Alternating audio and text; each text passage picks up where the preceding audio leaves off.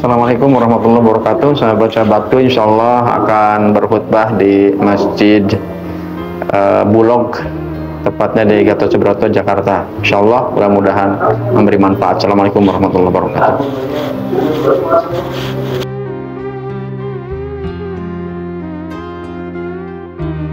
Tema kita pada kesempatan khutbah kali ini yaitu urgensi takwa dalam kehidupan kita.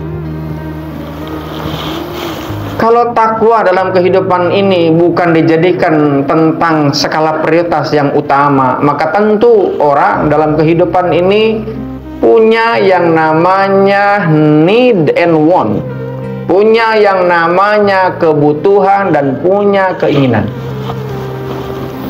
Ada kebutuhan mendasar yang namanya sandang, pangan, papan. Maka ketika tidak dijadikan landasan takwa untuk mendapatkan sandang, pangan, dan papan, maka yang terjadi adalah sebagaimana informasi yang sudah diberitakan, 271 triliun dia gondol dibawa pulang. Nggak peduli itu merusak. Kenapa? Ya karena memang landasannya bukan takwa. Mungkin itu yang besar yang mencuat. Jangan-jangan mungkin kita pun ikut juga. Tanpa sadar, kita bekerja yang harusnya selama 8 jam kita datang telat, walaupun hanya 1 jam, 2 jam, tapi itu menjadi sesuatu yang haram ketika kita menerima upah tanpa dikurangi sedikit pun. Maka jemaah yang dimuliakan Allah Subhanahu wa Ta'ala, landasan takwa ini menjadi sesuatu yang urgen, sesuatu yang utama ketika kita ingin selamat dunia dan akhirat. Maka kita punya basic need, punya kebutuhan yang mendasar, sandang, pangan yang harus kita penuhi. Dan memang kita hidup di alam materi yang kita tidak bisa lepas dari materi. Bukan diharamkan untuk mendapatkan materi, bukan diharamkan kita menjadi orang yang kaya, tapi caranya yang harus kita perhatikan, yaitu dengan cara-cara yang baik dan benar. Bukan menghalalkan segala cara, terlebih di tengah kondisi ekonomi yang serba sulit. Maka orang terkadang tidak sabaran, yang penting dia dapat makan, nggak peduli itu haram ataupun halal. Bagi orang-orang yang bertakwa, dia menyerahkan penuh kepada Allah sambil tetap berikhtiar dengan maksimal. Kemudian kita punya yang namanya basic want, punya yang namanya keinginan mendasar. Dan keinginan mendasar kita dalam hidup ini adalah meraih kebahagiaan. Tidak ada orang yang ingin hidupnya menderita. Semuanya orang ingin bahagia.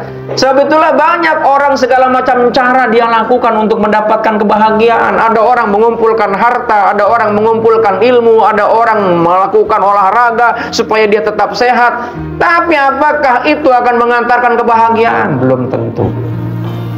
Karena yang bisa mendatangkan kebahagiaan kecuali hanya batin kita dekat dengan Allah Subhanahu wa Ta'ala. Apa dasarnya? Dan ini bukan hanya sekadar sebuah teori, tapi coba saja dipraktekkan. Kata Allah, wa may yattaqillaha yaj'alahu makhrajan wa yarzuqhu min haitsu la yahtasib.